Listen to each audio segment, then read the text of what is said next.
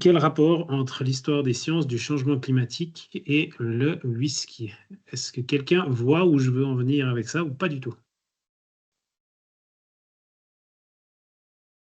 Parfait. Donc je le disais, on va devoir remonter un peu dans le temps et notre première étape lors de ce voyage, se situe à un endroit où il fait très froid. Donc je vous laisse vous imaginer la situation. Vous êtes dans une espèce de grosse boîte de conserve avec, 2 autres personnes. Vous n'avez pas vu d'autres visages depuis 6 mois. Dehors, il fait à peu près -20 degrés. Ça pourrait être pire si vous allez quelques kilomètres plus loin dans les terres, vous atteindrez très vite des températures de -40, -50, -60. Vous êtes en terre d'Adélie, base française, en Antarctique, hem et vous êtes à la fête ce soir parce que vous venez d'accueillir un nouveau membre dans votre équipe et ça se fête. Pour fêter ça, vous allez décider de déboucher la bouteille de whisky que vous gardiez pour les grandes occasions. Et comme il n'y a pas si longtemps de ça, vous avez atteint un nouveau record en termes de forage glaciaire. Vous vous dites que ça pourrait être sympa de mettre dans votre bouteille de whisky le glaçon le plus cher de l'histoire du whisky, de l'histoire des whisky, oui. Vous allez prendre un bout du dernier carottage de glace, excusez-moi avec ces animations, dernier carottage de glace que vous avez fait, et au moment où vous mettez le glaçon dans le verre de whisky, ça va vous ouvrir la porte des climats du passé.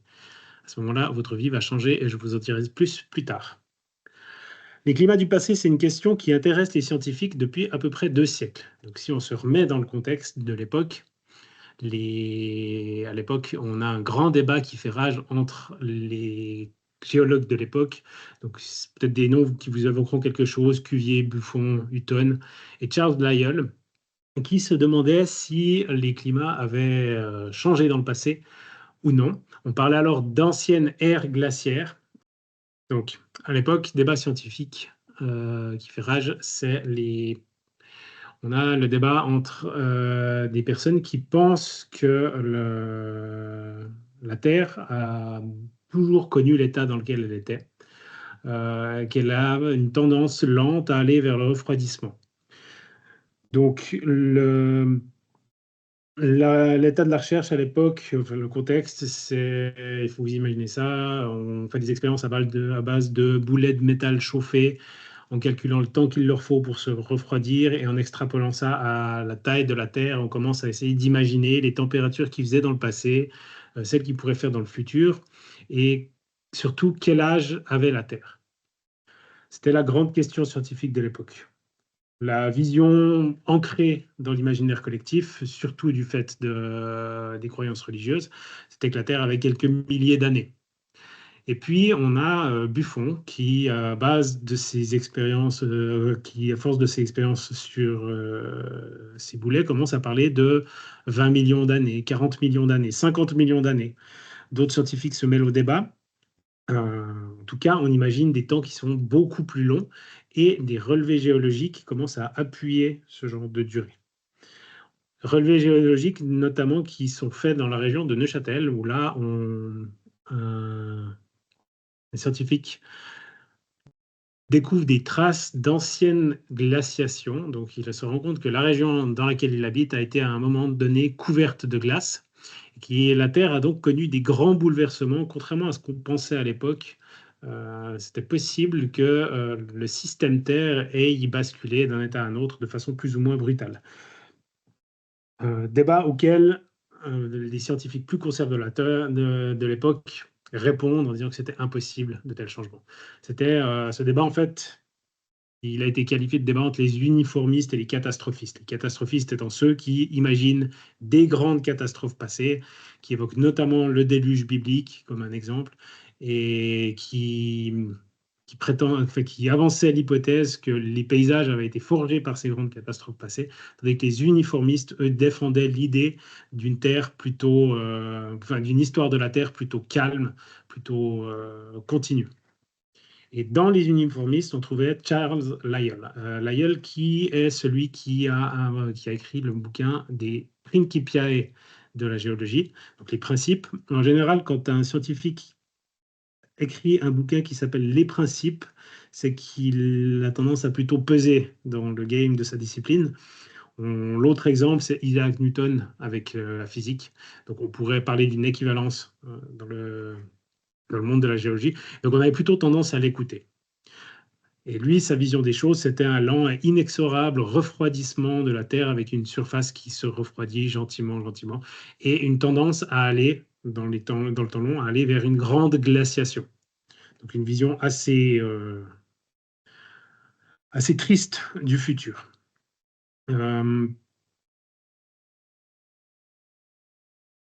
Et dans ce contexte-là, ce monsieur, donc Jean-Baptiste Fourier, qui lui était passionné de chaleur, s'inquiétait un peu de tout ça, on va dire, avec ces histoires de glaciers passés, la tendance à pouvoir retourner vers une glaciation, parce que il revenait à l'époque des campagnes de Napoléon en Égypte, et lors de ces campagnes, il avait développé une fascination pour la chaleur, avec une forme de croyance qui voulait que c'était la source de toute vie.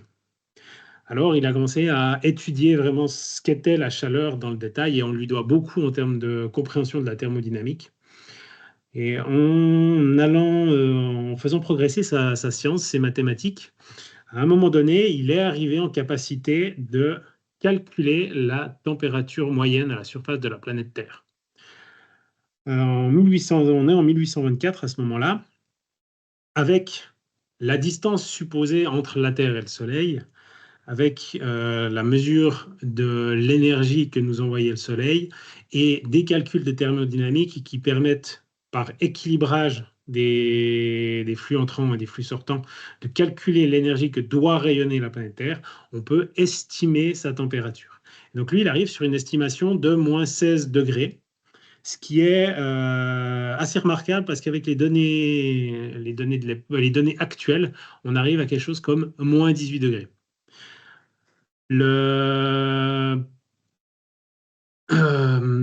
Par contre, il lui manquait une donnée. Il lui manquait une donnée pour comprendre la vraie température de la planète Terre. Et moins 16 degrés, conclusion, il devrait faire beaucoup plus froid que ce qui était observé. Alors, comme Jean-Baptiste Fourier était passionné de chaleur, je vous laisse imaginer le frisson qui a dû être le sien au moment où il arrive à cette conclusion. Sachant qu'en plus, il redoutait à cette époque un futur fait de glaciation et de glaciers envahissants. Pour vous remettre un peu dans son contexte à lui, Jean-Baptiste Fourier, c'est quelqu'un à qui le concept de sobriété énergétique ne parlait pas beaucoup parce qu'il surchauffait son appartement du fait de son affinité avec la chaleur.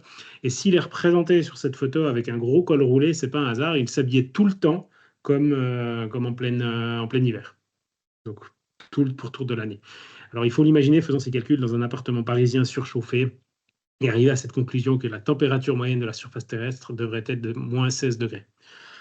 C'est évidemment pas le cas et il lui manquait une donnée dans son calcul. Cette donnée s'appelle l'atmosphère. Alors lui n'avait pas toutes les informations que nous avons aujourd'hui pour comprendre quelle était l'erreur dans son calcul. Et ce qu'il a publié, c'est une conclusion en disant que quelque chose entre la surface de la Terre et le Soleil devait agir comme un effet de serre, sans avoir plus d'explications. Et malheureusement pour lui, il n'aura jamais plus d'explications parce qu'il est mort en 1830 en tombant dans les pommes dans ses escaliers, probablement à cause de la chaleur de son appartement. Il faudra attendre plus tard dans le siècle pour comprendre ce qu'est vraiment l'effet de serre. Et si on vous a enseigné l'histoire des sciences du climat, de l'atmosphère, il y a plus de 20 ans, probablement que vous avez entendu parler de ce monsieur, John Tyndall, un Irlandais, et même si aujourd'hui vous faites une recherche Google pour savoir qui a découvert l'effet de serre, vous allez probablement tomber sur lui dans pas mal de résultats. Donc lui a travaillé sur des expériences qui consistaient à faire passer des rayons lumineux à travers des tubes qui contenaient différents gaz et à voir ce qui leur sortait de l'autre côté en termes de contenu énergétique, de chaleur. Et il a pu saisir le fait que des gaz comme le dioxyde de carbone, mais aussi la vapeur d'eau, arrêtaient les rayonnements infrarouges et donc agissaient, étaient l'explication à cet effet de serre. Ça, c'était en 1859. Petite ombre au tableau quand même. Il y a 15 ans, un ingénieur pétrolier américain, dont à la retraite, dont la passion était de sillonner les bibliothèques universitaires et de ressortir des vieux papiers scientifiques, a exhumé les travaux d'une jeune femme, une femme qui s'appelle Eunice Newton Foote, une américaine, qui à l'époque faisait des expériences à base de cloches en verre sous lesquelles elle mettait ses différents gaz et elle y laissait passer en fait le rayonnement solaire. Ensuite, elle mesurait les effets sur la température. Elle aurait pu publier ses résultats. Malheureusement, elle avait un défaut pour l'époque, cette personne. C'était une femme. Un défaut aux yeux de la communauté scientifique, c'est que c'était une femme, donc il était totalement exclu qu'elle puisse publier quoi que ce soit ou obtenir une chaire universitaire. Elle était consciente de ça, parce que c'était loin d'être elle n'était pas née de la dernière pluie. Euh, donc, elle a envoyé un de ses amis pour présenter les résultats à l'Académie des sciences de sa région. Et cette personne a présenté tout ça en son nom tout d'abord, puis à la fin, il aurait tenu un discours du style mais la science ne connaît ni visage, ni barrière ni frontière, et ni barrière de sexe. Et donc, cette découverte, on la doit à mon ami Eunice Foote. Et voilà, une forme de reconnaissance de son mérite dans cette découverte. Et dès le moment où il a mentionné le fait que c'était une femme, l'Assemblée ne l'a plus écouté. Les gens ont commencé à ricaner, des moqueries ont fusé. Et du coup, les découvertes de Nisfoot ont été publiées dans un anonymat et un silence retentissant. Alors, on ne sait pas encore aujourd'hui, à ma connaissance, si John Tyndall a plagié les travaux de Nisfoot ou non. On sait qu'il a eu ces documents en main avant ses propres découvertes. Par contre, il est probable, vu la vision que lui-même avait des femmes, qu'ayant vu que le papier avait été publié par une autrice, qu'il ait simplement survolé l'article et qu'il ne l'ait même pas consulté. Donc ça, je pense qu'on ne le saura jamais. Alors voilà, là j'ai la citation exacte, pour la petite histoire, de Joseph Henry, c'était cette personne qui allait présenter les travaux de Nisfoot. Il a conclu son discours par Science was of no country and of no sex. The sphere of woman embraces not only the beautiful and the useful, but the true. La science n'est ni un pays ni un sexe. La sphère des femmes embrasse non seulement le beau et l'utile, voilà, soit quand même qu'on est en 1859, mais aussi le vrai. Et à partir de là, tout le monde a rigolé. Si on va se balader du côté de Blatton, dans le Haut-Valais, si vous allez vous balader là-bas, regardez un peu sur les chemins de rando, vous pourriez tomber sur cette pierre, parce que John Tyndall était un passionné de glacier, donc il passait pas mal de son temps en Suisse, et c'est une pierre commémorative sur sa mort. Il est mort avec un flegme tout à fait britannique. Il était malade, il était médicamenté. Et un jour, sa femme s'est trompée dans les dosages. Elle lui a donné, en voulant lui donner du magnésium, elle lui a donné de l'hydrate de chloral à forte dose, donc une dose qui était celle qu'il devait prendre sous forme de magnésium. Et l'hydrate de chloral, c'est un puissant sédatif. Et alors, l'histoire a retenu qu'il aurait, en constatant cette erreur, il aurait simplement lorsque sa femme a constaté cette erreur, il lui aurait simplement répondu: eh oui, ma pauvre chérie, tu viens de tuer ton jeune. Et il est mort ensuite 2 jours après. C'était en 1893. En même temps, sur le continent se joue un autre drame conjugal, mais d'une toute autre nature, dans la vie privée de ce monsieur que sûrement vous connaissez aujourd'hui, Svante Arrhenius. Donc lui, en 1893, il divorce de sa femme 2 ans après 2 ans de mariage. Il est rentré dans l'histoire scientifique pour un prix Nobel qui n'a rien à voir avec la découverte de laquelle nous allons parler là. Et c'est important pour l'histoire de retenir que au moment où il allait entamer ses travaux, il sortait complètement de son champ d'expertise. En fait, c'était un passionné de mathématiques et une façon qu'il avait de s'évader de sa mélancolie, c'était de se plonger dans des séries de calculs complexes, répétitives, rébarbatives ou possibles, pour oublier le fait qu'il souffrait d'un chagrin amoureux.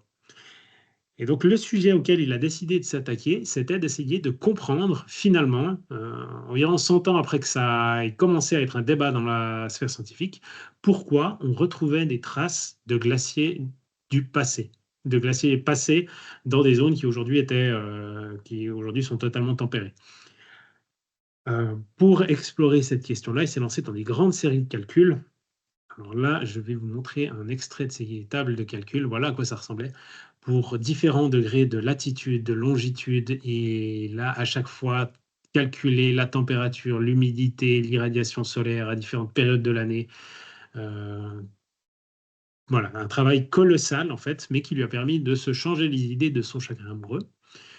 Et en fait, il commençait à saisir le fait que la variation de concentration atmosphérique en CO2 pouvait avoir un effet sur les températures. À l'époque, un de ses collègues, du nom de Högbohm, toujours dans une université suédoise, parce que oui, je ne l'ai pas précisé, mais Svante Arrhenius, c'est suédois, lui se posait la question de l'effet de la combustion de quantités qui devenaient de plus en plus importantes de charbon sur la composition atmosphérique. Et en fait, sachant les travaux que faisait Arrhenius, il est allé lui poser la question de savoir si Ah oui, parce que Arrhenius, de son côté, lui, se demandait s'il n'y avait pas un risque avec une décroissance de la concentration en CO2 de l'atmosphère, de replonger dans cet état de glaciation dont on retrouvait des traces à travers l'Europe.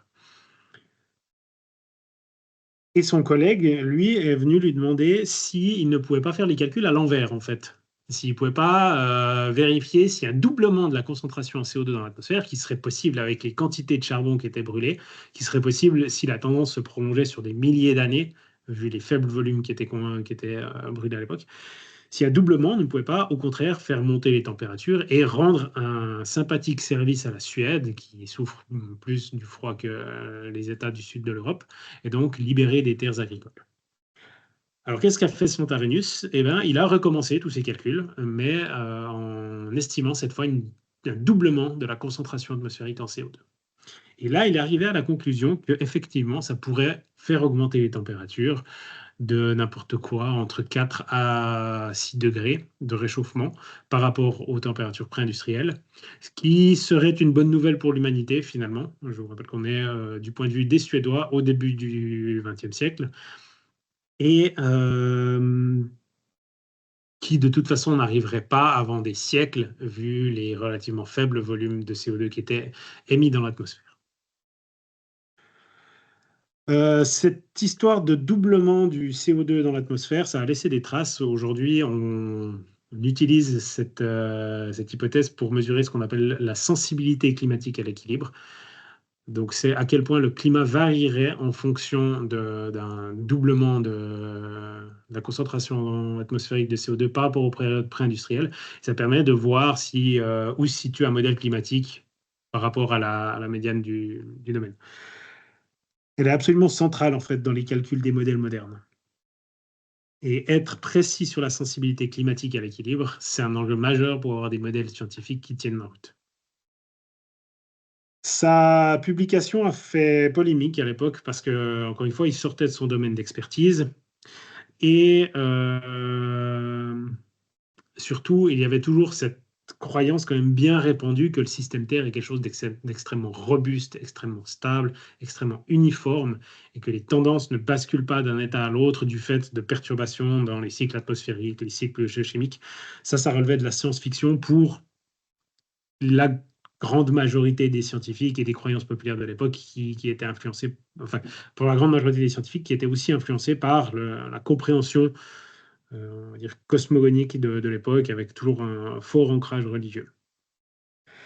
Ce monsieur est venu critiquer les travaux de Svante Arrhenius, donc c'est un scientifique, lui, un vrai scientifique de l'atmosphère, qui s'appelait Ångström. Alors, avec notamment une des critiques principales qui lui a été faite, c'est que si vous mettez du CO2 en contact avec de l'eau, peu de temps après, vous obtenez de l'acide carbonique, donc le CO2 se dissout dans l'eau. Et vu les masses d'océans qu'il y avait à la surface, qu'il y a à la surface de la Terre, eh ben, il n'y aura aucun problème pour absorber tout ce surplus de CO2. En plus de ça, très rapidement, un air chargé en CO2 arrive à saturation en termes d'effet de serre. Et donc, oui, ça pourrait entraîner un petit réchauffement, mais insensible. Et puis ensuite, l'effet de serre est saturé et le reste du rayonnement infrarouge partira dans l'espace. Donc voilà les critiques qui lui étaient faites à l'époque. Et on va laisser de côté cette polémique pour aller s'intéresser à un autre monsieur qui lui fait des recherches dans son coin et qui est parti sur une autre voie pour expliquer ces glaciations passées. C'est Milutin Milanković, jeune ingénieur serbe, jeune astronome serbe, pardon, qui s'est fait enfermer par l'armée austro-hongroise en 1915, donc un prisonnier de guerre. On a retrouvé des correspondances de Milanković de l'époque, où en fait il écrit que en fait il voit sa situation en cellule plutôt comme une chance parce que ça va lui permettre de faire beaucoup de physique et donc d'explorer le cosmos.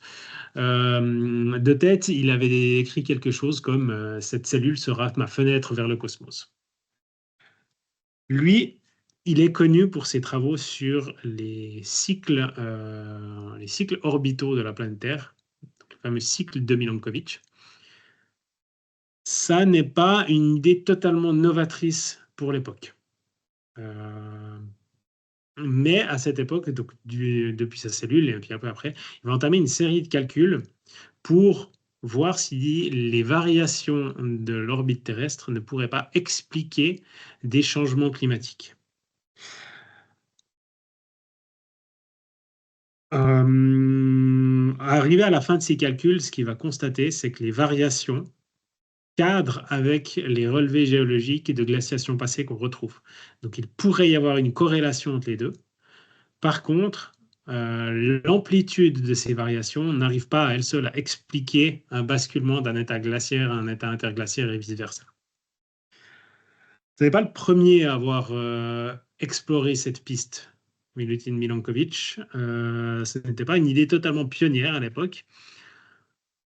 On va revenir un peu en arrière, à l'époque de John Tyndall, de Ennis Foot, en 1864, cette fois, dans une université écossaise, qui engage deux concierges, les frères Kroll. Alors,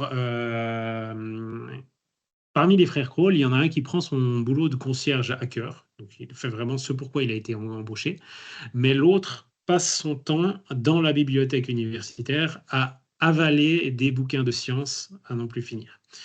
Pourquoi? Parce que c'est un jeune surdoué passionné de sciences, en fait, qui n'a jamais eu accès aux études universitaires par manque de financement. Voilà sa photo. Donc c'est lui qui va nous intéresser, James Kroll. Alors lui, passionné de sciences, absolument surdoué, il va étudier tout un tas de domaines à travers les bouquins qu'il va trouver dans cette bibliothèque. Et à tel point qu'il va entretenir des correspondances avec les grands scientifiques de l'époque.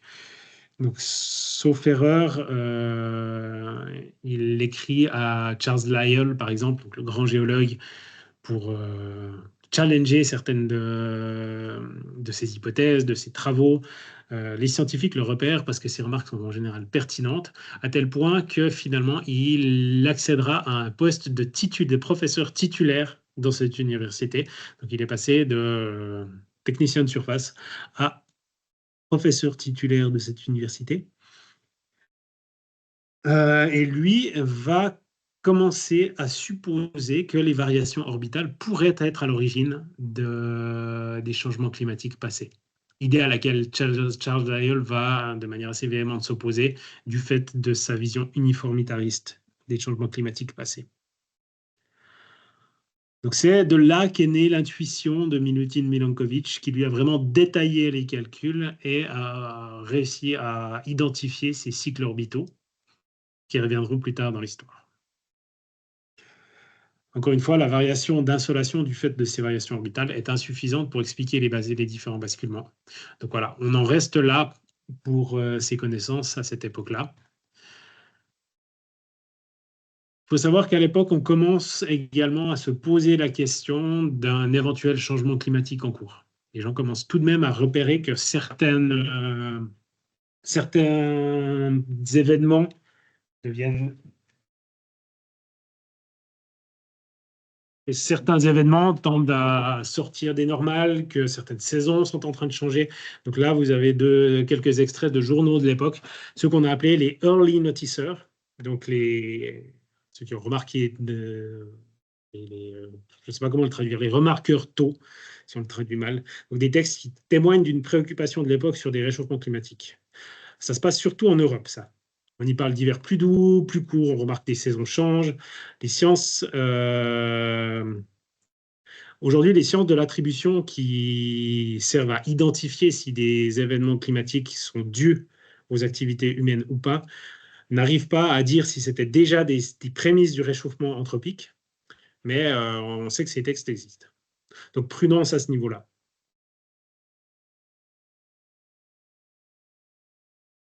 Et comme on a ce bruit de fond médiatique qui commence à se réveiller, d'autres personnes commencent à s'intéresser à cette question, à se demander si finalement est-ce que le climat change.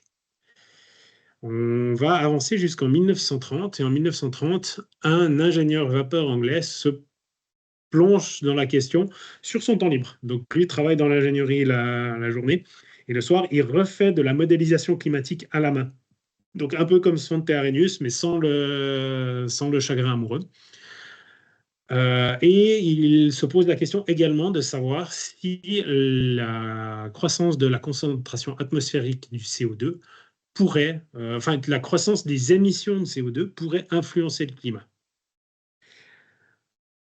Son apport, sa nouveauté, c'est qu'il a publié un papier qui met une quantité estimative de CO2 émis dans l'atmosphère depuis le début de la période, depuis la révolution industrielle, face à des hypothèses de la modélisation climatique sur l'effet sur les températures.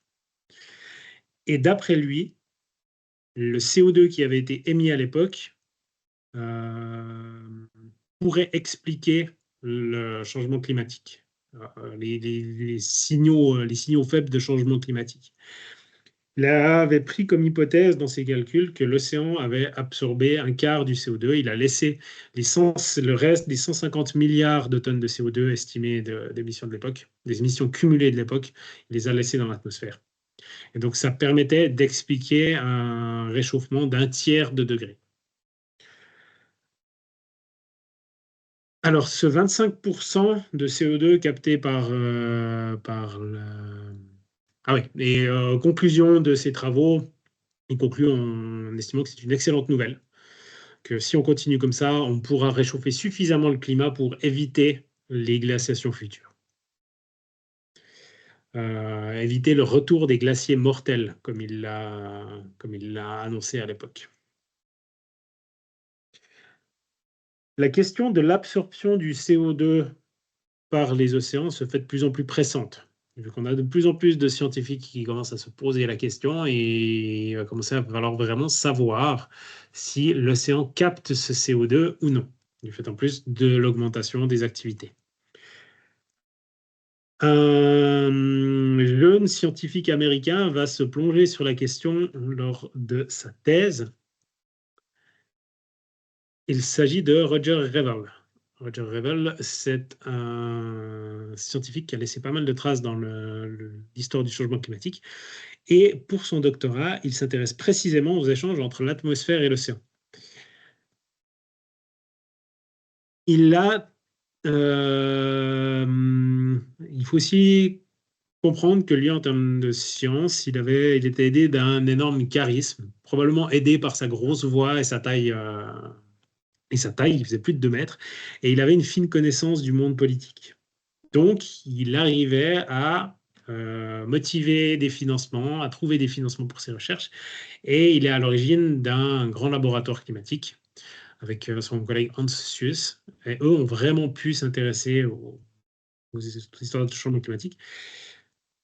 On va avancer un peu dans le temps. Là, on est en 1957. Donc, lui avait fait sa thèse sur les échanges atmosphériques, les échanges entre l'atmosphère, le CO2 et les océans, et était arrivé à la conclusion que enfin, on y reviendra plus tard, mais en 1957, pour pouvoir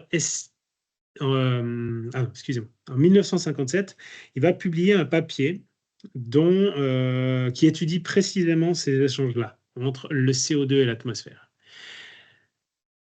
Et peu de temps avant la publication, les conclusions commencent à se rassembler. Donc là, il avait rassemblé une très forte équipe de scientifiques pour étudier cette question-là, et les conclusions commençaient à se profiler. Non, il n'y a pas de risque de changement climatique du fait des émissions de CO2 parce que l'océan en captera une très grosse partie, 90% environ. Et puis, il s'est rappelé, peu de temps avant la publication, il s'est rappelé de ses travaux universitaires, sa thèse de doctorat de l'époque. Et à l'époque, il avait mis le doigt sur un effet qu'il a appelé un effet tampon. À savoir qu'une fois que l'océan capte du CO2, il y a des réactions chimiques qui se déclenchent dans l'océan. Et une bonne partie de ce CO2 est réémis dans l'atmosphère, ce qui empêche l'océan de trop s'acidifier. Donc imaginez un peu le tableau. Vous avez plusieurs scientifiques qui travaillent sur une publication et à quelques jours de la publication, on a un des auteurs qui se rappelle de ses travaux effectués 20 ans avant, donc je crois que c'était dans les années 1930, et qu'il leur dit il faut prendre ça en compte en fait et ça va changer nos conclusions. Donc l'histoire raconte qu'ils étaient tellement avancés dans le processus de rédaction qu'ils n'ont pas pu intégrer la conclusion à leur papier, mais ils ont dû la scotcher sur leur document. Et puis, si vous le lisez aujourd'hui, cette étude scientifique, au niveau des conclusions, vous comprenez pourquoi ça n'a pas convaincu grand monde à l'époque, parce que ça ressemble à quelque chose comme non, il n'y a pas de risque que le CO2 génère un changement climatique, l'océan va tout absorber, mais en fait, il y a effectivement un risque parce que il y a cet effet tampon qui fait que la concentration pourra effectivement augmenter. Avec une conclusion pareille, pas étonnant que vous n'êtes pas suivi de gros effets au niveau du monde politique, et donc on va vous renvoyer à vos recherches et vous demander plus de précision. Pour obtenir cette précision, Revel aura besoin de données, et il le sait. Et ça tombe bien pour lui parce qu'en de 1957 à 1958 se déroule l'année géophysique internationale.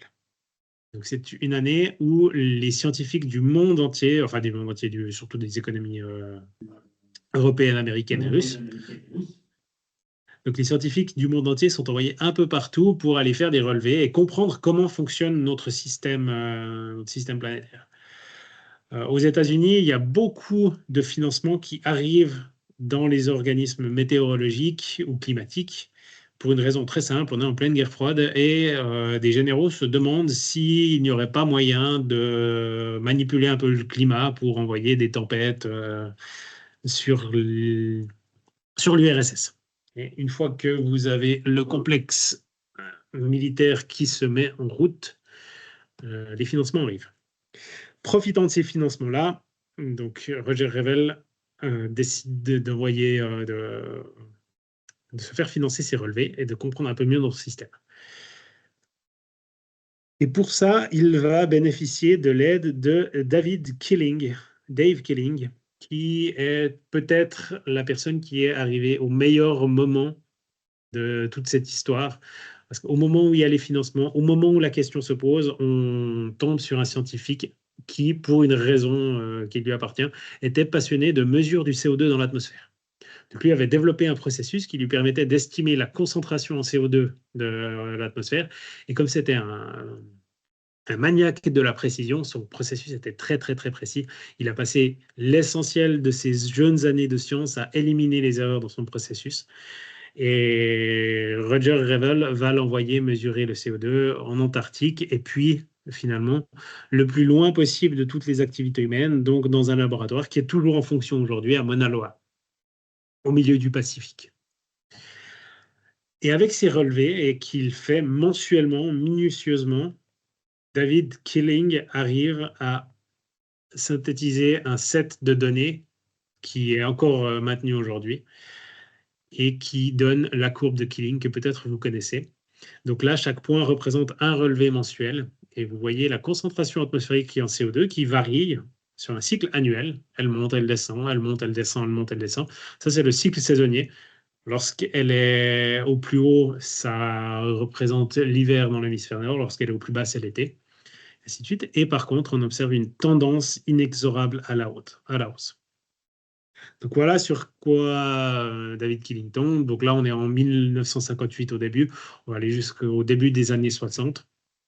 Lui avait ça à disposition. Ça permettait déjà d'identifier cette augmentation tendancielle des températures.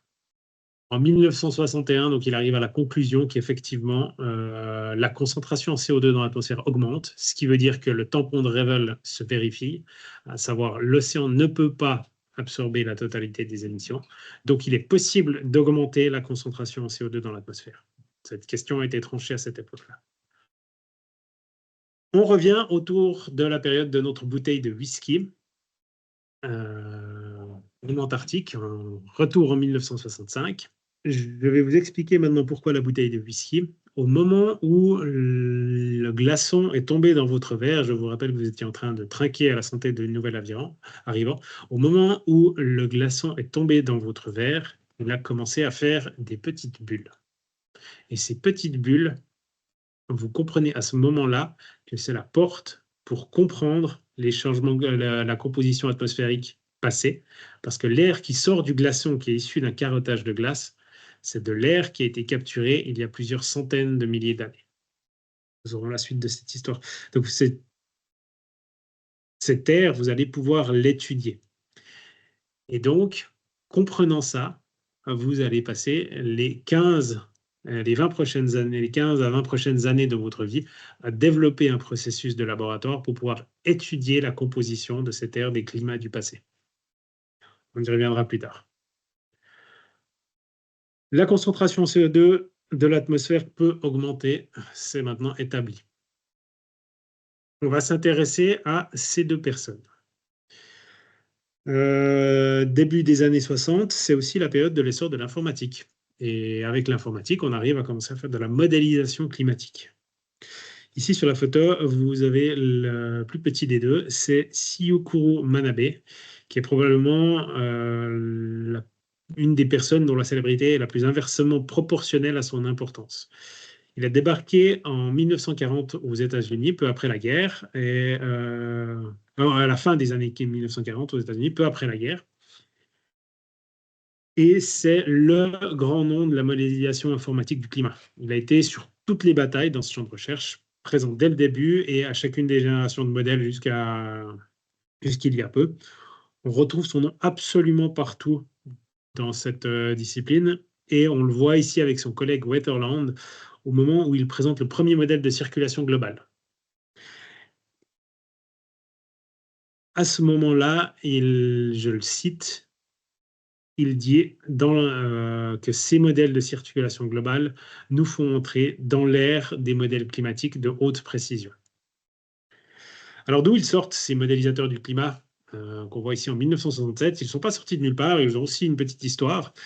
Et pour la comprendre, il va falloir revenir une nouvelle fois au 19e siècle, dernier voyage vers le 19e siècle cette fois. Et on va entamer ce voyage avec une montgolfière. Donc partons en montgolfière au-dessus de l'Angleterre en 1862. Ici, on se retrouve en 1862 à 10 000 mètres en altitude au-dessus de la région londonienne. Dans la nacelle, vous avez James Glaisher, c'est le monsieur qu'on voit sur la photo, qui est le scientifique à l'initiative de cette expérience. Il est complètement inconscient à ce moment-là, par manque d'oxygène. Et Henry Coxwell, qui est l'aéronaute, est suspendu dans les cordages du ballon. Il est en train d'essayer avec ses coudes de libérer une soupape qui permettrait de faire évacuer l'hydrogène qui est dans le ballon pour pouvoir redescendre. La soupape est gelée. Et pourquoi il le fait avec ses coudes? Parce que ses doigts ont complètement noirci. Donc voilà la science de l'époque. Et en fait, ce qui vient de se passer, c'est que leur ascension est devenue totalement hors de contrôle. Ils vont finalement réussir à s'en sortir vivants. Donc, ils vont atterrir pas en douceur, ça va être une forme de crash dans la campagne autour de Londres. Après être redescendus de leurs 10 000 mètres d'altitude, ils s'en sortiront finalement avec peu de blessures par rapport à la dangerosité de la situation. Et surtout, ils vont ramener tout un tas de données parce que le but principal de leur expédition, c'était de monter le plus haut possible dans l'atmosphère pour, à différentes étapes de la montée, faire des relevés pour comprendre comment fonctionnait la colonne d'air qui les recouvrait, en fait, la haute atmosphère. Et la vision de James Glaisher à l'époque, c'était que si on mesurait assez précisément l'atmosphère, on pouvait entrer toutes ces données dans des modèles mathématiques et ça nous permettrait d'anticiper les conditions météorologiques à quelques jours. Donc voilà, à l'époque, ça relevait encore de la science-fiction de pouvoir imaginer quelle température et quelle pluviométrie on aurait à faire quelques jours après la date d'observation. S'il y avait des gros enjeux, parce que ça permettait d'adapter les productions agricoles, de mettre des gens à l'abri et donc de sauver pas mal de vies. Avec ces relevés, il arrive à la conclusion que c'est possible de faire des prévisions météorologiques. Alors, il y aura encore un long chemin avant d'y arriver, parce qu'il va falloir réfléchir à des méthodes de calcul. Donc, 60 ans après l'aventure de Glaisher, un chercheur, Lewis Fry, parviendra à un modèle mathématique qui lui permet, avec beaucoup de calculs, de prévoir suffisamment précisément le temps qu'il fera le lendemain des calculs. Le problème, c'est qu'il lui faut 6 mois de calcul pour processer les informations qu'il reçoit et prédire la météo qu'il fera le lendemain des jours d'observation. Alors lui, il a une réponse, il a une suggestion par rapport à ce problème de temporalité, c'est de rassembler des calculateurs, des computers en anglais, dans des immenses espèces de stades, comme on le voit dessiné, imaginé ici, où les gens calculeraient sans cesse les relevés météorologiques qu'on leur donnerait pour produire un bulletin météo le soir et permettre de prédire la météo du lendemain. Ça ne verra heureusement pour toutes ces personnes, ces travailleurs et travailleuses fictifs, jamais le jour du fait de l'arrivée des modèles informatiques, de l'informatique, qui permettra d'accéder à cette puissance de calcul nécessaire. Ça permettra notamment à ce chercheur, Gilbert Place, de paramétrer un modèle avec plusieurs couches d'atmosphère qui viendra répondre à une vieille controverse qu'on avait laissée de côté. Est-ce que vous vous souvenez de Ångström qui réfutait la proposition d'Arrhenius du fait de la saturation de l'effet de serre du CO2? On les avait laissés là. Le CO2 sature très vite en termes de rayonnement infrarouge. Et donc, lui, ce qu'il nous disait, c'était que très rapidement, le CO2 allait laisser s'échapper le solde résiduel de rayonnement infrarouge de la planète Terre, donc il n'y avait aucun risque de réchauffement. Eh bien, Gilbert Place, alors cet argument est véridique et on peut même l'entendre encore aujourd'hui dans certaines thèses climato-sceptiques. Seulement, ce que va montrer le modèle de Gilbert Place, c'est une compréhension nouvelle. Une fois que vous saturez une couche de l'atmosphère en CO2, en rayonnement infrarouge, une partie de ce rayonnement est rayonnée vers la surface de la planète et l'autre partie est rayonnée vers le haut, mais elle est captée par la couche supérieure de l'atmosphère, qui elle-même rayonne vers le bas, vers le haut, et ainsi de suite, jusqu'à la surface de l'atmosphère. Donc, ce qu'ont montré les travaux de Gilbert Place, c'est qu'effectivement, on peut réchauffer le climat. La saturation du CO2 en captation du rayonnement infrarouge ne va pas empêcher ce réchauffement. Donc, les modèles climatiques annonçaient une révolution à venir sur le plan des sciences de la Terre pour expliquer aussi bien le passé que le futur. Mais à leur début, ils se sont toujours heurtés à une petite difficulté qui nous est maintenant un peu familière dans notre histoire. Il arrivait souvent que le paramétrage de ces modèles climatiques montre un basculement brutal du système climatique dans un autre état. En les faisant tourner, on arrivait assez facilement à sortir des planètes gelées, des planètes étuves. Et ça grattait toujours autant cette envie tenace de croire à un équilibre immuable. On avait toujours cette vision-là à l'époque.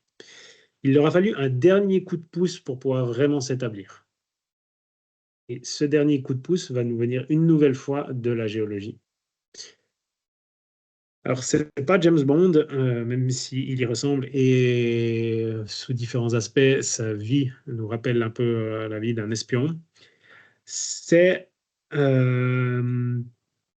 alors, parce qu'il a eu une vie assez incroyable. Ce monsieur était passionné de Groenland, où il passait la plupart de son temps dans des explorations, des expéditions complètement dingues, avec un matériel totalement rudimentaire. Et il en est d'ailleurs mort en 1931, a été retrouvé gelé dans son sac de couchage. Ce qui nous intéresse autour de cette personne, c'est un soir de Noël, le soir de Noël 1910. Dans sa famille, quelqu'un reçoit un atlas avec des cartes. Et ce chercheur, qui est Alfred Wegener, un Allemand, s'écarte un peu du groupe familial, il prend l'atlas et il le feuillette. Et en regardant les cartes, il a une idée qui naît dans sa tête. Il va mettre le doigt sur quelque chose qui nous semble aujourd'hui totalement trivial, mais qui était totalement révolutionnaire pour l'époque. Il remarque que l'Amérique du Sud et l'Afrique pourraient s'imbriquer quasiment parfaitement si on rapprochait les cartes. Et à ce moment-là, il a l'idée de la dérive des continents. Alors encore une fois, contexte de l'époque, hein, une terre immuable, une vision uniformitariste, arriver avec l'idée que les continents entiers dérivent, ça allait pas passer tout seul comme information. Il va falloir attendre une cinquantaine d'années pour que cette idée soit validée et acceptée par le monde géologique. Et les débats ont été violents autour de cette idée-là, malgré les preuves. Mais une preuve qui arrivera dans les années 60. Et quelle preuve? Deux chercheurs parient sur la magnétostratigraphie pour prouver l'hypothèse de Wegener. Le mot est compliqué, mais le principe est assez simple. L'idée n'en est pas moins magnifique. La croûte continentale se crée dans ce genre d'endroit, celle qu'on voit au milieu de l'océan Atlantique ici. On a du magma qui sort du noyau terrestre, chauffé par les réactions nucléaires du centre de notre planète. Magma qui pousse la croûte en place, qui, elle, va finir progressivement sa vie dans une zone de subduction des centaines de millions d'années plus tard. Et le magma qui remonte est chargé en éléments sensibles au champ magnétique terrestre. La roche étant liquide, lorsqu'elle sort du noyau terrestre, ces matériaux vont être orientés par le champ magnétique terrestre pour refroidir, puis refroidir et se figer pour toujours en gardant ce stigmate, cette trace du champ magnétique terrestre au moment où la roche est sortie de terre.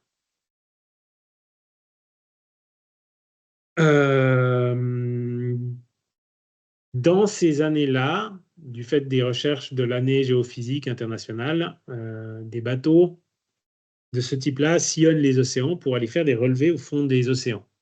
Donc, l'idée, c'est d'envoyer une masse, une grosse masse de plusieurs mètres de haut jusqu'au fond de l'océan. Et avec un système de pistons, la masse tombe dans le fond océanique et permet de prélever une colonne de sédiments de quelques mètres, la remonter à la surface et pouvoir étudier son contenu. Très utilisé par les pétroliers pour faire de la prospection.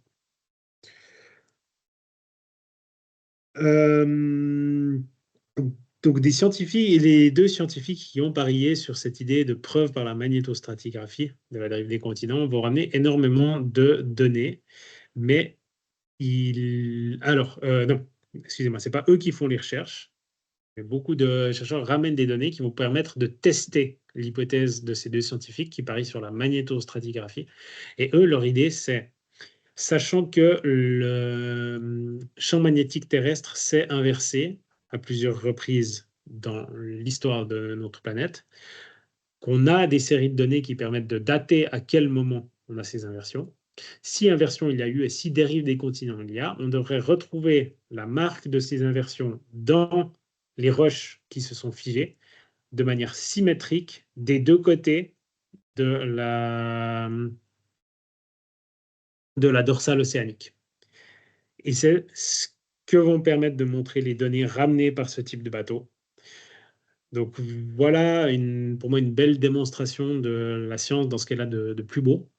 On a une hypothèse, les continents dérivent par la force de la tectonique des plaques. On en fait un test, on décide d'un protocole de test. Si c'est vrai, alors on devrait trouver des structures magnétostratigraphiques symétriques autour d'une zone d'accrétion. Et la preuve, c'est les observations qui viennent confirmer l'hypothèse de base. Donc en 1963, la dérive des continents par la tectonique des plaques fait consensus. Autre élément qui vient ajouter de la force aux hypothèses de possible basculement d'un état à un autre du système, c'est la planète Vénus, avec une star qui va apparaître à l'écran, Carl Sagan, qui débarque dans notre histoire. Si vous vous intéressez un peu à l'astronomie, vous le connaissez. Lui, lors de ses travaux sur la planète Vénus, a montré que la planète a connu un emballement, à savoir un effet de serre qui s'est emballé, qui s'est amplifié, et qui finalement a bloqué Vénus dans un état d'étuve totale. Donc aujourd'hui, sur Vénus, il fait 450 degrés de température de surface. Tout ça permettait gentiment d'établir la vision d'une planète Terre qui pouvait basculer dans des états bien différents que ceux auxquels on était confronté. Rajouter en plus un contexte de guerre froide à l'époque avec la crainte des bombes nucléaires et des possibles hivers nucléaires, la vision uniformitariste du système Terre était gentiment en train de décliner. Donc si on fait le point, on est au début des années 70, on a des modèles climatiques qui s'imposent comme des outils fiables pour comprendre le passé et le futur. On peut les faire tourner dans un sens, en rétroactif. Si on les fait tourner sur les années à venir, ça montre des résultats probants. On a une concentration en CO2 qui augmente et on sait qu'elle peut augmenter. On a des informations sur les climats du passé qui montrent que la Terre peut basculer d'un état à un autre. Par contre, problème pour établir la réalité d'un changement climatique du fait des activités humaines, il fait de plus en plus froid. Début des années 70, on a un certain bruit médiatique et scientifique qui parlerait d'une crainte du basculement de la Terre vers un état de glaciation. C'est vrai que les relevés de température de l'époque, si on revient sur le diagramme complet, on voit là que les températures avaient tendance à se refroidir à l'époque. Alors, aujourd'hui, on connaît ça c'est souvent communiqué sur le fait qu'à l'époque, il y avait une controverse entre des études qui montraient que ça allait se refroidir, des études qui montraient que ça allait se réchauffer. C'est souvent utilisé pour illustrer le fait qu'on ne saurait pas prédire le changement climatique. Si on regarde le nombre de publications qui parlaient d'un réchauffement, donc les courbes rouges, par rapport aux publications qui parlaient d'un refroidissement, on voit qu'il y avait quand même beaucoup plus de publications qui allaient dans le sens d'un réchauffement et de plus en plus au fil des années 70. Mais tout de même, il fallait comprendre ce qui se passait, pourquoi les températures avaient tendance à refroidir alors que tout commençait à porter à croire que les activités humaines allaient entraîner un réchauffement climatique. Et il a fallu attendre les travaux de ces trois chercheurs, deux chercheurs, pardon, des chercheurs qui sont sur l'image ici, Rasoul et Schneider. Je n'ai pas trouvé mieux comme photo, donc ils sont restés relativement anonymes. Et eux ont mis le doigt sur l'explication de ce refroidissement temporaire. On est à la fin des 30 Glorieuses à l'époque, avec l'appareil de production des pays du Nord qui fonctionne à plein régime et qui émet tout un tas de pollutions dans l'atmosphère, des aérosols qui sont des particules tout à fait toxiques et qui restent en suspension pendant un effet relativement court, mais tant qu'elles sont en suspension, elles ont tendance à masquer, réfléchir directement une partie du rayonnement solaire vers l'espace et donc à refroidir le climat. Mais à générer également tout un tas d'autres problèmes sur la santé humaine notamment, mais également des pluies acides, à tel point qu'en 1971, le président Nixon signe le Clean Air Act, donc la première loi de protection de la qualité de l'air aux États-Unis. Les émissions d'aérosols diminuent et à ce moment-là, le réchauffement climatique commence à devenir visible. Un rapport en 1979, le rapport Charney, signé des plus grands noms de la climatologie de l'époque, est déposé sur le bureau du président Jimmy Carter et fait état du risque que représente le phénomène de dérèglement climatique. Donc, on n'en est plus simplement au constat, il s'agit de savoir est-ce que c'est grave. Le changement climatique sort du nid de la science à ce moment-là pour entrer dans l'arène politique.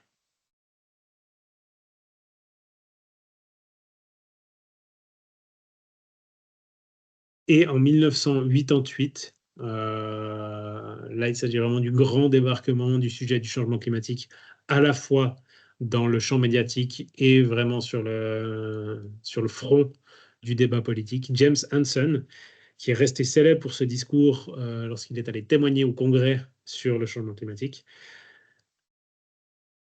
et qui est un scientifique qui a énormément contribué à l'établissement des premières trajectoires d'émissions avec de la modélisation climatique future, annonce au Congrès américain que le changement climatique a débuté et, là je vais le citer, nous pouvons donc affirmer avec 99% de certitude que le réchauffement observé au cours de cette période est une tendance réelle. Alors, le 99% de certitude pour l'époque était exagéré, il s'est fait un peu taper sur les doigts par sa communauté de collègues pour avoir volontairement exagéré les chiffres, histoire de faire bouger les choses. Mais depuis, il s'est confirmé, ce 99%, et donc maintenant on parle de certitude absolue.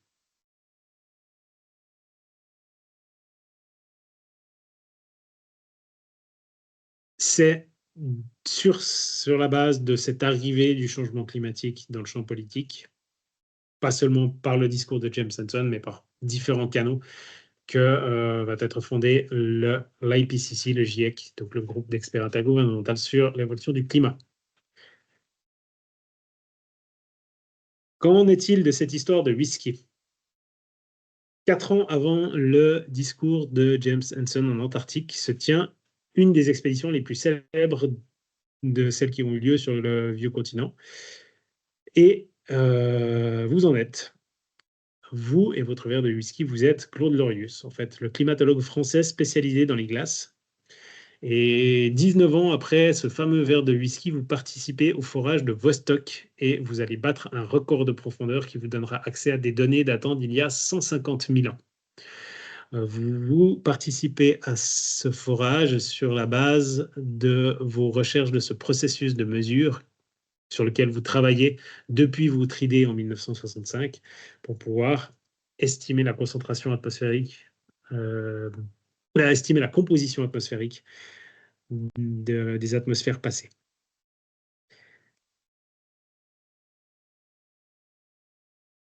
Et grâce à ce forage, vous allez rassembler des données qui vous permettront d'estimer la concentration atmosphérique en CO2 du passé. Donc là, la courbe va commencer à 200 ppm, il y a 150 000 ans, un peu moins de 200 ppm, et puis évolue. Alors, votre processus fonctionne. La glace vous révèle une histoire qui va vous être familière. Une histoire qui a déjà été racontée par les mathématiques géniales d'un concierge en Écosse, puis par un ingénieur rescapé des cellules austro-hongroises. La pièce manquante de ce puzzle, c'était le CO2. On se rappelle que les conclusions de les cycles de Milankovitch ne permettaient pas à eux seuls d'expliquer le basculement d'un état glaciaire à un état interglaciaire par le simple fait des variations d'insolation. Mais le CO2 vient amplifier ce signal. Une fois que les températures commencent à augmenter, plus de CO2 sort des océans, ce qui va augmenter les températures encore plus et amplifier le phénomène, ce qui permet de basculer d'un état à l'autre. Et donc là, ce qui se profile sur votre graphique, du fait des données que vous avez pu rassembler, c'est la dernière des glaciations, en fait, où on a un brutal basculement vers une période chaude et puis un lent retour à des températures froides sur 100 000 ans. Ces fameuses glaciations qui faisaient peur à tout le monde il y a 200 ans.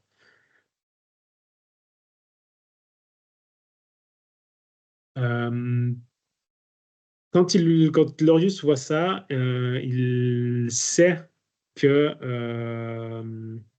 donc là, voilà, 150 000 ans, 120 000 ans plus tard, on arrive à la dernière déglaciation, qui est celle qui nous amène à la stabilité climatique qu'a connue l'humanité jusqu'à aujourd'hui, donc les derniers 10 000 ans. Lorsqu'il analyse ces données, Glorious sait qu'il doit y ajouter les données de Dave Killing, et voilà ce que ça donne si on les met dans le modèle. Alors, le vertige qu'on ressent lorsqu'on voit cette courbe totalement dévissée, c'est exactement le vertige que Lorius va ressentir à l'époque. Et c'est d'autant plus spectaculaire si on le modélise. Alors maintenant, les données ont pu être étendues. Et donc, voilà ce que donne une analyse sur les 800 000 dernières années, où là, on voit vraiment s'écrire devant nous les cycles de Milankovitch tels qu'ils avaient été prédits, avec des basculements entre glaciation, entre période glaciaire, période interglaciaire, avec un cycle extrêmement régulier jusqu'à aujourd'hui et le phénomène de bascule. En fait, la déviation qu'on est en train de vivre. Alors, quand Claude Lorius comprend ce que signifie cet ajout de CO2, à quel point il est disruptif par rapport aux tendances passées, il décide qu'il passera le reste de sa vie, avec bien d'autres, à lancer l'alerte sur les implications du changement climatique anthropique.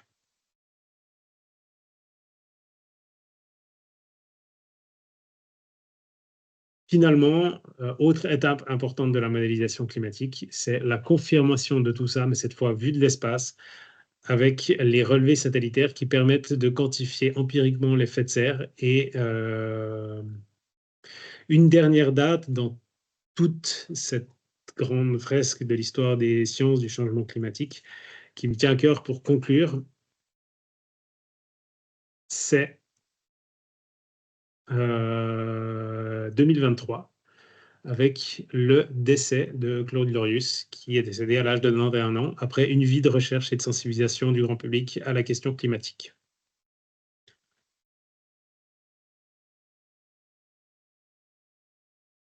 Voilà pour la vision globale. Donc l'histoire des sciences, en général, c'est jamais l'histoire d'une seule personne, c'est un empilement d'idées, d'aventures, d'abnégation, qui misent les unes après les autres, font parler un bout du réel.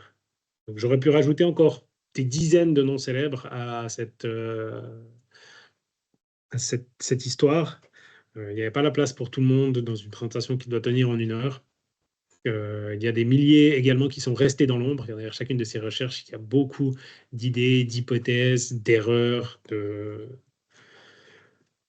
travaux qui permettent finalement à tout ça de se matérialiser. Et à nous de ne pas oublier ce qu'ils nous ont apporté. Voilà. Et un dernier mot avant de conclure.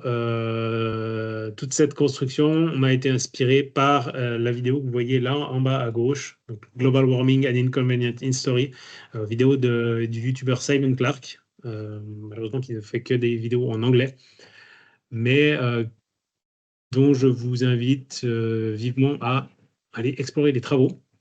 Et pour la petite histoire, il m'avait donné sa permission de manière très sympathique d'exploiter ses travaux.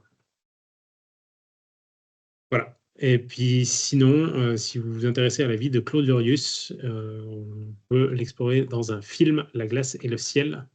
Et on a aussi tiré un livre, un livre illustré avec des photos de l'Antarctique, un livre assez magnifique. Et puis finalement, les sources principales pour réaliser cet exposé sont surtout les livres The Discovery of Global Warming et Paleoclimatology from Snowball Earth to Anthropocene. et puis pas mal d'articles de Carbon Brief et de Skeptical Science, donc aussi des sources que je vous invite à explorer si ça vous a intéressé. Et voilà.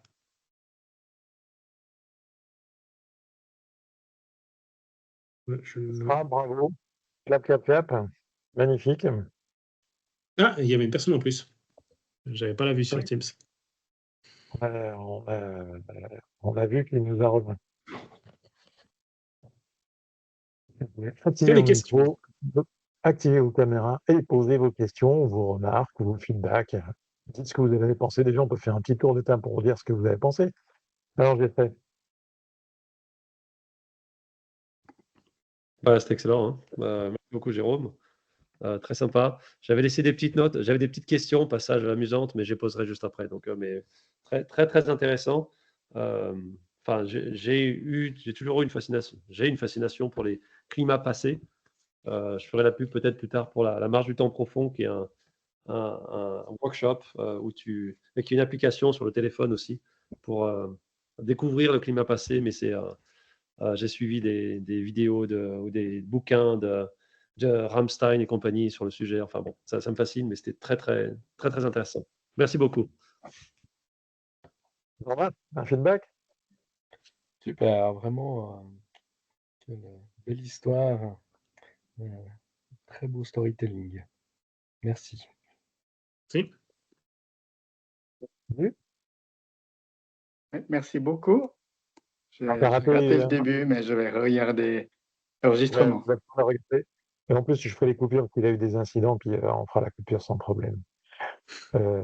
Et du coup, ouais, de mon côté, vous comprenez pourquoi en fait je trouvais que c'était important d'enregistrer ça, parce que je trouve que c'est un discours qui est tellement passionnant que honnêtement, je pensais en voyant tout ça, je dis mais il y aurait de quoi faire une nouvelle fresque, quoi, la fresque de l'histoire, de la découverte en fait de l'histoire du climat, parce que là il y a des cartes à aligner et à mettre les unes après les autres. Bon, c'est facile à mettre en place. On pourrait faire un petit jeu qui dure une demi-heure et qu'on pourrait faire une animation avec ces cartes, quoi.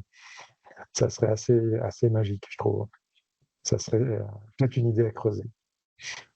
En tout cas, Ça, voilà. je pense que si tu les donnes dans un ordre bien précis, tu peux rendre l'exercice assez difficile.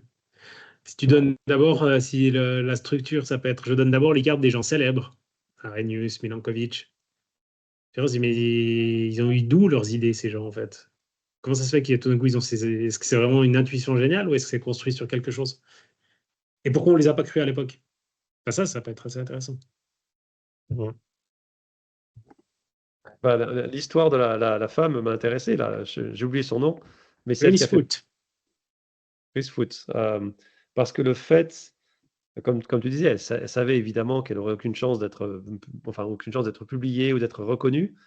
Mais je me demande ce qui l'a motivé à quand même y passer sa vie ou passer un temps fou sur le sujet, quoi. Alors que Elle n'a pas fait que son ça, alors. Aqua n'allait pas forcément la soutenir dans ses recherches.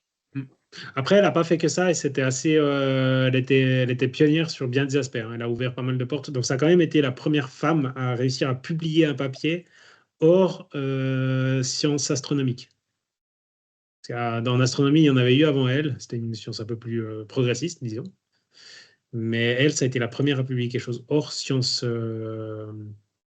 astronomiques. Et après cet épisode-là, elle n'a pas fait que ça, elle a fait aussi pas mal d'engagements citoyens, politiques pour faire progresser la possibilité de droit de vote des femmes, ce genre de choses. Il y avait peut-être aussi une volonté juste d'ouvrir des portes de son côté. En plus d'une fascination pour la science, je crois que son mari était scientifique aussi. C'est marrant qu'elle ne soit pas passée par son mari pour la publication. Est-ce que c'est pas lui? J'avais en tête Amy et Joseph Henry, mais je sais plus ça. Ouais, non, c'est sympa de se dire, mais finalement, en fait, ça fait peu de temps, quoi, parce que 2 siècles en arrière, un siècle et demi en arrière, quand on voit en fait le niveau de connaissance qu'on avait pas si longtemps que ça en arrière, en fait, on voit comment qu'on a progressé. Donc, quelque part, à un moment donné, ça nous permet aussi d'être un peu plus indulgent avec l'humanité et puis sa difficulté à accepter certaines réalités, quoi. Hmm. Et surtout que peu avant le 19e siècle, les expériences sur les températures passées, c'est que c'était vraiment, ils chauffaient des boulets et ils attendaient de voir combien de temps ça se refroidissait. Et ensuite, ils disaient, bon, bah, la Terre, ça doit être à peu près fait pareil. Et donc, les premiers qui arrivaient avec des estimations de 50 millions d'années, 100 millions d'années, on se foutait de leur gueule. Et notamment des grands scientifiques. Hein. Kelvin, lui, s'est opposé de manière véhémente à ces idées de temps long, en fait. Et il a toujours été très conservateur en concédant dizaines de millions d'années par dizaines de millions d'années. Alors, non, mais c'est pas 50 millions, c'est 20 millions. Non, c'est pas 100 millions, c'est 50. Non, tu parles bien en fait de celui qui a donné le nom des degrés Kelvin. Ouais, Thomson, qui était sur tous les fronts, qui était un peu le Einstein de l'époque. En fait, il y avait lui et Lyell presque, qui était peu le même. Surtout qu'ils étaient très pluridisciplinaires à l'époque, bien plus qu'aujourd'hui.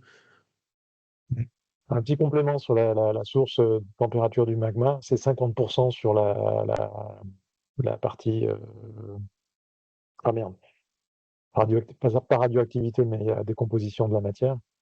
Ça s'appelle, comment tu disais, en fait, c'est pas Ah, fission. Et ouais. 50% restant, c'est la pression adiabatique, c'est le fait que bah, ça Hmm. s'écrase et puis il y a une pression. Donc du coup, il y a une chaleur par pression. Ah ouais, ok. Et du coup, en fait, alors ce qui est intéressant, c'est que j'ai des gens, moi, qui sont venus, y compris en fresque, en animation, mais la chaleur de la Terre, pourquoi ça réchauffe? C'est normal, parce que la Terre est chaude, quoi. Et c'est donc les volcans qui font la chaleur de la Terre. Et donc là, c'est intéressant de dire, ouais, alors, la chaleur de la Terre, ouais, c'est environ, en fait, j'avais vu en plus le truc, hein. La chaleur de la Terre, oui, ça réchauffe, hein, c'est vrai. La pression diamatique, il y a un petit rayonnement, et puis ça finit par remonter un petit peu. Et je sais plus les valeurs, mais c'est des milliwatts par mètre carré, quoi. Je crois que c'est de l'ordre de ouais, 70 à 80 milliwatts par mètre carré, en sachant que le Soleil, lui, c'est au mieux, en fait, 1000 watts par mètre carré, donc on n'est pas vraiment dans les mêmes ordres de mesure en termes de conséquences. Mais c'est super important, en fait, de dire oui, on sait, voilà la valeur, et on sait le mesurer. Et donc, du coup, arrêtez de croire, en fait, des choses absurdes. Alors, à propos de pluridisciplinarité, Bravo. Angstrom, c'est le même. Angstrom qui est avec la mesure de l'angstrom, c'est pas le même. Ok. Ah, c'est pas le même. J'ai cru, mais non. Passé à des mêmes époques en plus. Ah, si en plusieurs avoir le même nom, alors, ils peuvent pas. Extra.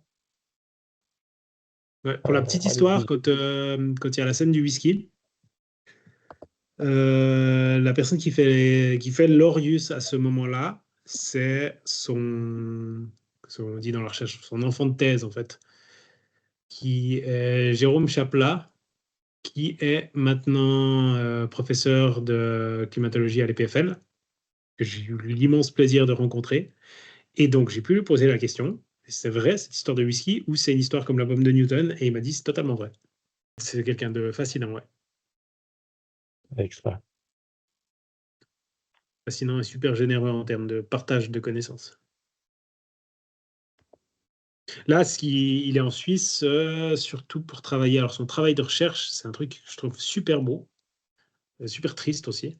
Mais ils vont faire des forages dans les glaciers suisses avant qu'ils fondent pour préserver la connaissance que représentent ces glaces, en fait. Donc, eux font des forages et ensuite, ils les stockent en Antarctique parce qu'ils savent que dans quelques décennies, on aura des moyens de laboratoire pour comprendre des choses sur la base de ces glaces qu'on ne comprend pas aujourd'hui, qu'on ne peut pas comprendre aujourd'hui. Et ils se disent, ben, il ne faut pas que ce patrimoine en fait, disparaisse totalement. Donc, pour le préserver, nous, on va faire les forages maintenant pendant qu'il en a encore temps. Donc, les couches ne se mélangent pas à cause de la fonte. Et puis, on les préserve pour que les générations futures puissent comprendre des choses qui leur seraient inaccessibles autrement. Je trouve ça dingue comme projet. Mm. C'est clair. Ça vaut le coup d'être partagé, ça aussi. Bah, tu sais, ce qu'on fera, c'est que je lui proposerai éventuellement de faire une webconf, du coup. Ah, peut-être bah, s'il peut raconter ça, ouais, je pense que ça peut être cool.